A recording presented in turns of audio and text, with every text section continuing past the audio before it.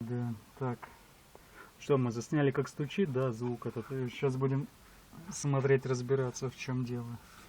Ну вот, открыли крышку, да, клапанную. Ну, это видно, да? Относительно чисто. Ну, чистое потому что... Не потому что масло очень хорошее, скорее всего потому что двигатель на бензине практически не работал, работает на газу, потому чистое.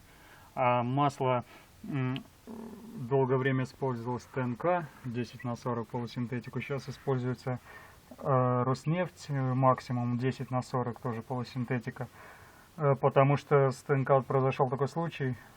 Несколько лет я пользовался им и один раз заменил масло. Вот буквально недавно, это, наверное, лето 2016 года.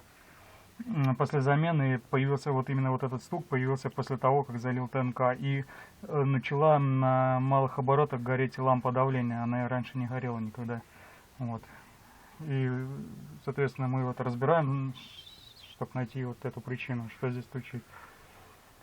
Вот. Разберем, посмотрим, дальше покажем, что будет. Что найдем.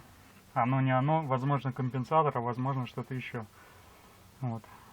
Смотрите следующее видео, там покажем, как найдем.